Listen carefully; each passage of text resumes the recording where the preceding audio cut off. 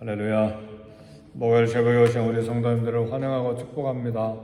우리 서로 인사하시겠습니다. 반갑습니다.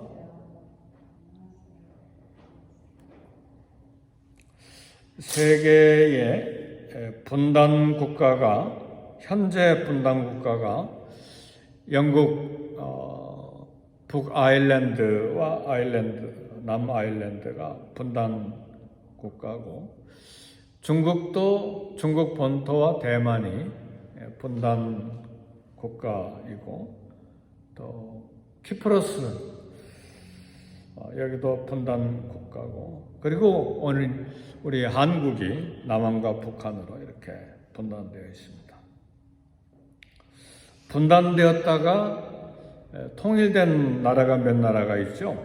베트남이 남과 북으로 나뉘었다가 통일이 됐고, 사우디아라비아 저 끝에 예멘이라고 하는 나라가 분단되었다가 통일되었고, 독일이 동독 서독으로 나뉘었다가 통일이 됐죠.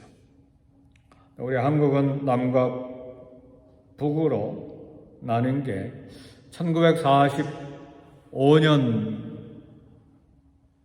8월 15일 이후에 일본이 물러가면서 미국은 남쪽, 소련은 북쪽 이렇게 통치하다가 남과 북이 나뉜 지 1945년이니까 지금 70 몇 년이에요? 78년 됐습니까?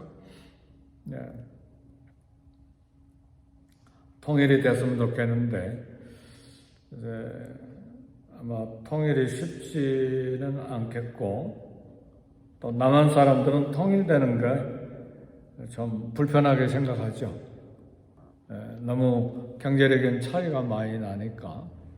또 통일이 돼도 생각이 다르고 또 문화가 다르고 그러니까 어렵지 않겠나 그런 생각하는 분들도 있고, 기도하는 사람들은 하나님께서 한국 땅을 통일시켜 주실 것이다.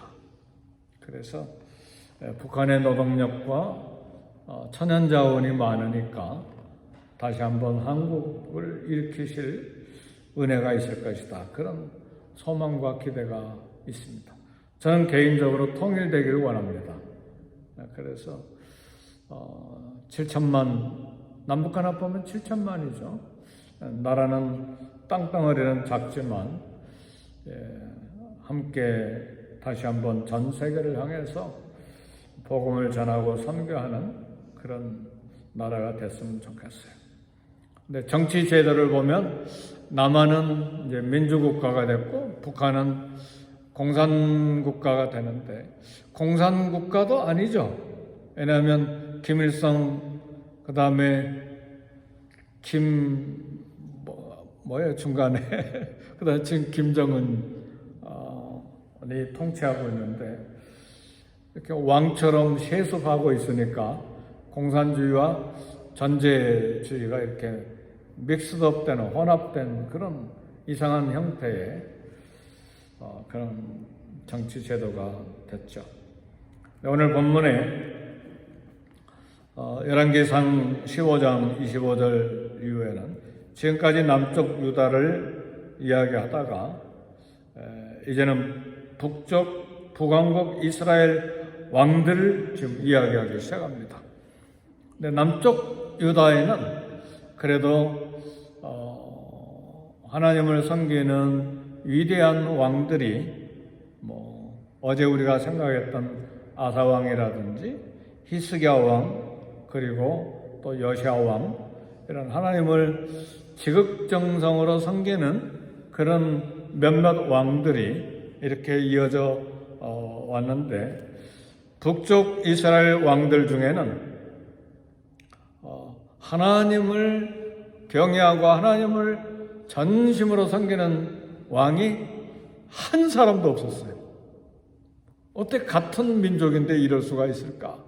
참 이상하잖아요. 남쪽 유다는 유다와 베냐민 지파 두 지파가 형성이 돼서 남쪽 국가가 됐고, 북쪽은 에브라임과 므낫세로부터 시작해서 10지파가 그 사람들도 이스라엘 사람들이에요. 여호와 하나님을 아는 사람들이죠.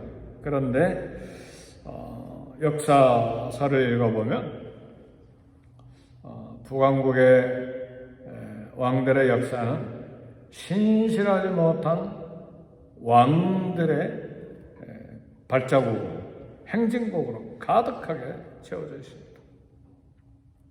그래서 정치적으로도 남쪽 유다보다 불안의 연속이고 더 심각하고, 신앙생활은 전혀 조절이 안 될 정도로 내리막길이고 떨어지고 그렇습니다.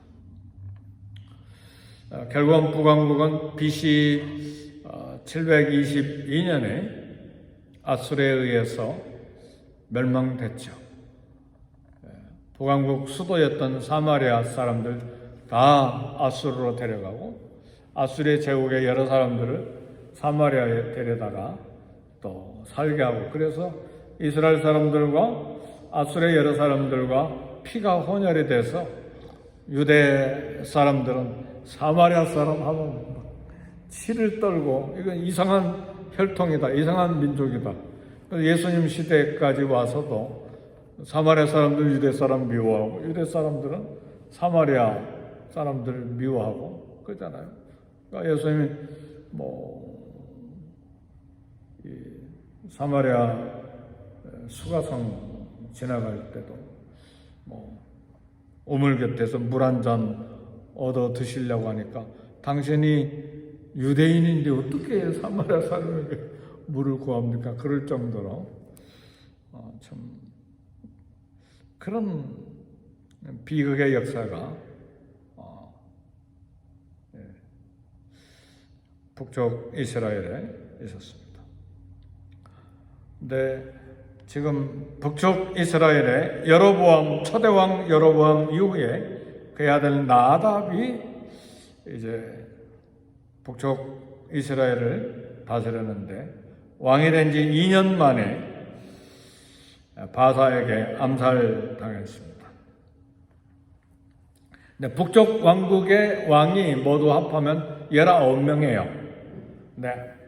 살해당하고 암살당한 사람이 7명입니다. 19명 중에 살해당한 사람이 7명. 그러니까 정치적으로 끊임없이 이게 보통 일이 아니잖아요. 왕을 세워놓으면 살해당하고, 왕을 세워놓으면 살해당하고, 이게 보통 일이 아니잖아요. 남의 나라 일이니까 그런가 보다가 아니라, 예를 들면 한국에 대통령 세우는데 살해당하고 지금 IT가 지금 그런 현장이잖아. 여기 중미의 IT가 대통령 세우면 죽이고, 지금 그러니까 지금 대통령이 없잖아. IT는 무정부 상태예요. 거기 들어가지도 못합니다. 선교사님들도. 굉장히 고통스러운 그런 불안의 역사가 북쪽 이스라엘에 계속되고 있는데, 나답 왕의 이처럼 2년 만에 왕이 된 지 바사에게 암살당한 가장 큰 이유는 오늘 열왕기상 15장 26절에 보니까 그의 아버지의 길로 행하여, 이게 답이에요. 아버지 여로보암의 죄, 금송아지를 섬기는, 우상을 섬기는 죄를 답습했다 그 말이죠.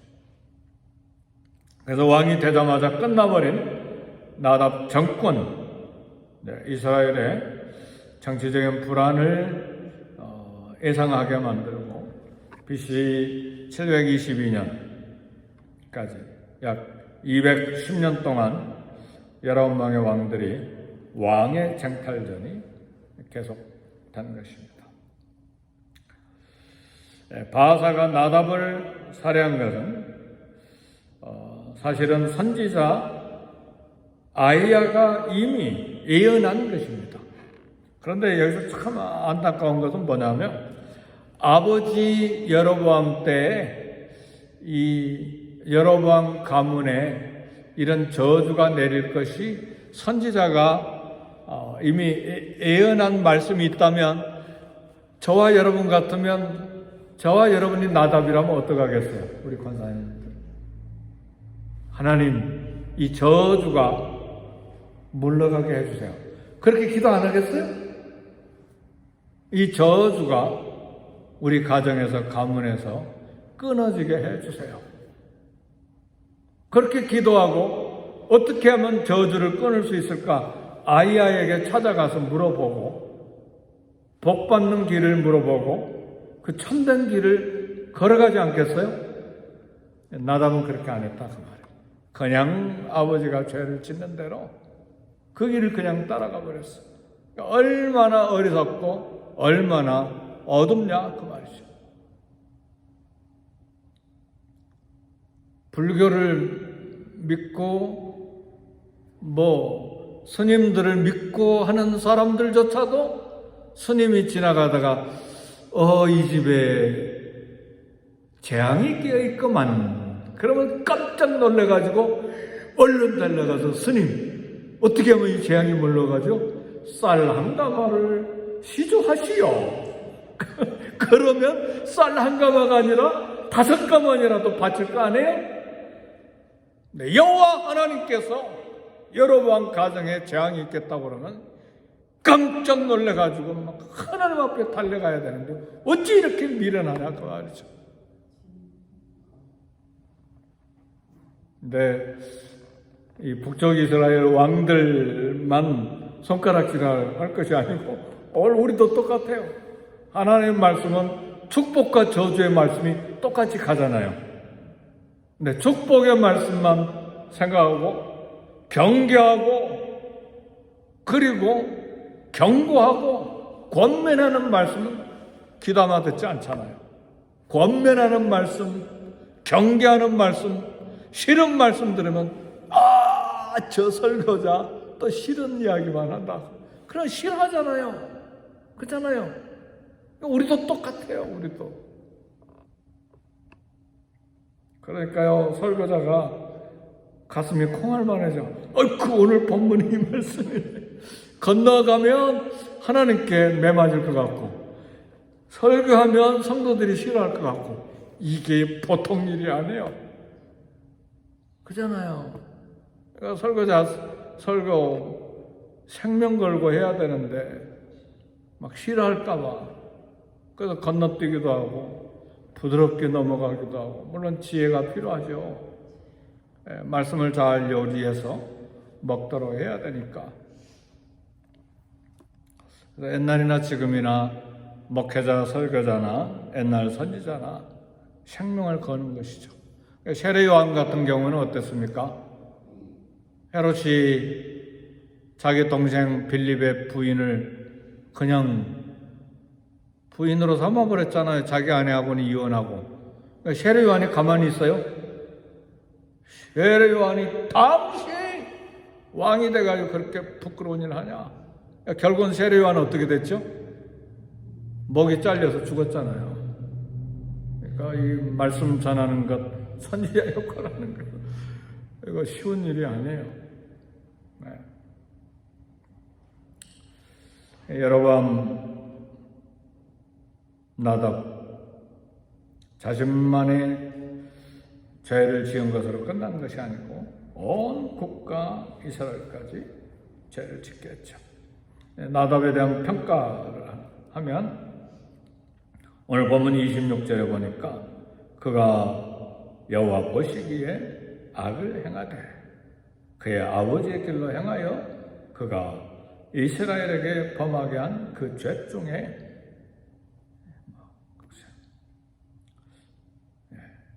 행한지라 그랬어요. 그러니까 왕되어 2년 동안 행한 것은 죄뿐이었다는 결론이에요. 그러니까 나답의 왕 2년 동안 평가, 죄를 지었을 뿐이다. 그러니까 나답의 하나님 시선을 무시한 것입니다. 죄인들이 대부분 하나님이 보고 계시는데 하나님을 무시하고 하고 싶은 대로 하기 때문에 죄를 지은 것입니다. 오늘 말씀 26절 말씀 보면 그가 여호와 보시기에 악을 행하되, 누가 보시고 계셨다는 말이에요?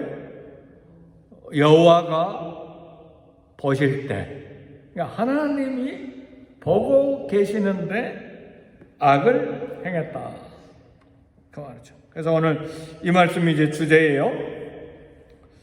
여호와가 보시고 하나님이 보고 계시는데 악을 행했다는 말이죠.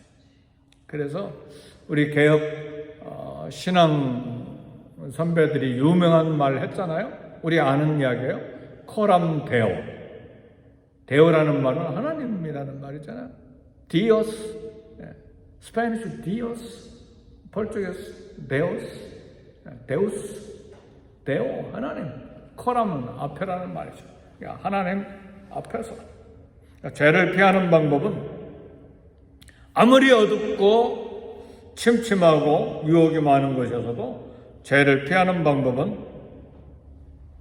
하나님 눈을 의식하는 거예요. 하나님 시선을 생각하는 것입니다. 어둠에서 나와서 빛 가운데 거하는 방법은 태양보다 밝은 하나님 눈앞에 서는 거예요. 하나님 지금 여기 계시는 걸 믿으십니까? 아멘입니까? 근데 골방에 혼자 있을 때는 하나님 안 계시니까 내가 하고 싶은 대로 마음대로 합니까? 그리고 나를 아는 사람이 아무도 없는 LA 어느 골목에 가면 하나님이 없으니까 내가 마음대로 하는 겁니까? 어느 곳에서나 하나님이 보고 계신다. 하나님의 시선을 의식하는 것입니다. 야곱의 11번째 아들 요셉은 어떻게 됐어요? 환경이 노예 신분이잖아요. 날마다 노동해야 되고 노예 종으로 살아야 되는데, 이 창세기 쭉 읽어보니까 그의 신분이 회복되기를 얼마나 열망했는지 몰라요. 그의 신분이 회복되고 그리고 그의 신분이 상승되기를 열망하고 있었어요.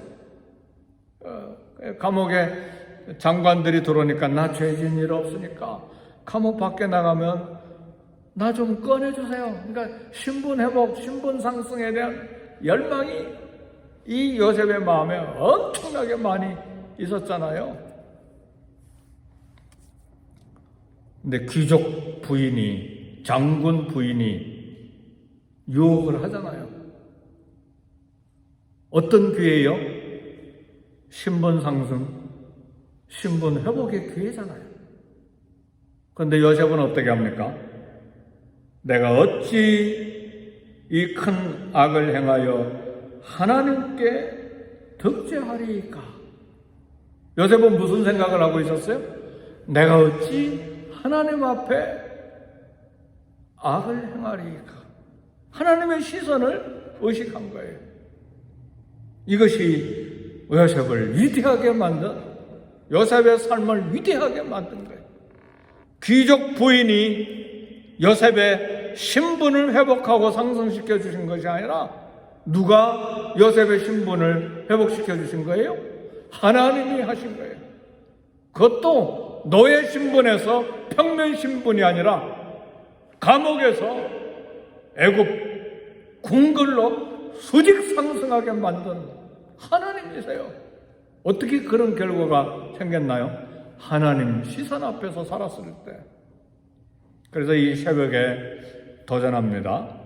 어느 순간, 어느 장소, 어느 때, 어느 조건이든 하나님 눈앞에서 살기를 주의 이름으로 축복합니다. 쉽지가 않아요. 왜냐하면 우리 하나님 믿는다고 생각하면서도 죄 질 때는 하나님 생각을 안 해버리니까. 그러나 하나님 눈은 늘 우리 앞에 있다는 것을 알아야 돼요. 하나님 비치는 빛 가운데 살아야 됩니다. 죄를 이기는 방법은 하나님 시선을 늘 생각하면서 사는 거예요. 하나님 말씀이 비치는 말씀의 빛으로 삶 속에 가득히 채우는 삶을 사는 거예요. 하나님 살아계신다. 하나님 살아계심을 믿습니까? 오늘 본문에도 여호와 보시기에 그랬잖아요. 하나님이 보시고 계신다. 에베소 5장 8절에 너희가 전에는 어둠이더니 이제는 주 안에서 빛이라, 빛의 자녀들처럼 행하라 그랬죠. 주 안에서 우리가 빛이라고 그랬어요. 시편 101편 6절에도 내 눈이 이 땅에 충성된 자를 살펴 나와 함께 거하게 하리니 완전한 길에 행하는 자가 나를 수종 들리라. 내 눈이 이 땅에 충성된 자를 살펴. 시편 101편 6절 유명한 말씀이에요. 내 눈이 이 땅에 충성된 자를 살펴 보고 계신다는 말.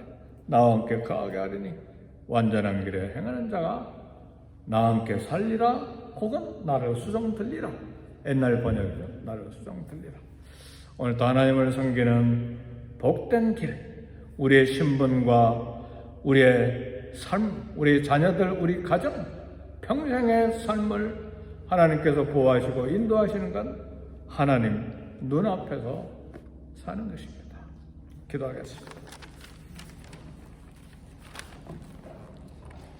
기도하실 때에 하나님이여, 평생에 살아가는 이 인생 여정 걸어가는 동안에 강을 건널 때에도 사막을 건너갈 때에도 비바람이 불어는 폭풍 치는 가운데서도 하나님 눈앞에서, 하나님 시선 앞에서 그걸 생각하고 살아가는 지혜와 믿음과 은혜와 능력이 있게 해 주옵소서. 내 자녀들도 부모의 눈이 보이지 않아도 하나님 눈앞에서 사는 내 자녀손들이 되게 해 주옵소서. 이렇게 기도하겠습니다.